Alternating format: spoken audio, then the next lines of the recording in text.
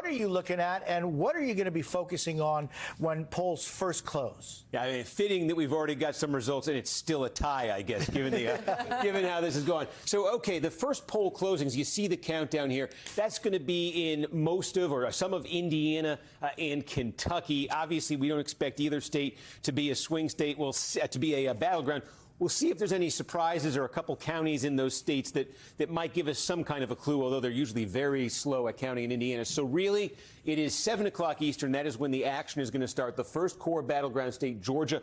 Polls close there, and I think this is key to keep in mind. If we think back to 2020, remember the weekend after the election, we were still waiting on a result in Georgia.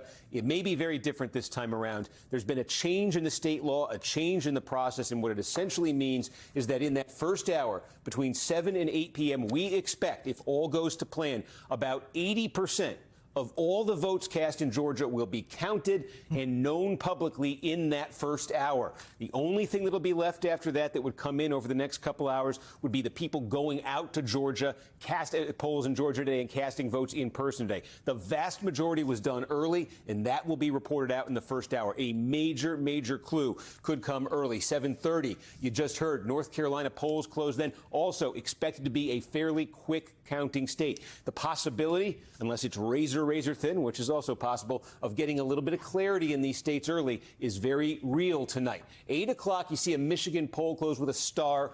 Almost all of Michigan closes at 8. You'll see results. You will not get a call in Michigan guaranteed between 8 and 9, because at 9 o'clock there are 4 counties in the fringes of the UP that close their polls. Then the whole state closes, and then we'll see where we are. But of course, we expect it to be longer than that in Michigan anyway. Pennsylvania, the big one, 8 o'clock. Polls are going to close there. Key thing to keep in mind, what's going to happen almost entirely in the state is they have a ton of vote by mail. Not as much as before, but a ton of it.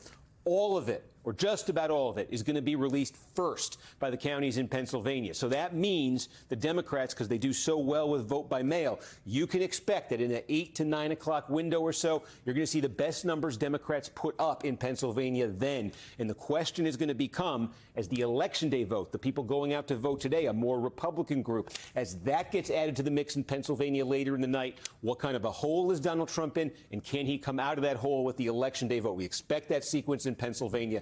It says 9 o'clock for Arizona. Okay, 9 o'clock Eastern, the polls close. Also, the state law, they must wait an hour after that, so 10 p.m. Eastern. And by the way, when it comes out in Arizona at 10 p.m., you're going to get about 2/3 of all the vote in the state at 10 p.m. It could be slower after that, but we will get a lot. Wisconsin, 9 o'clock.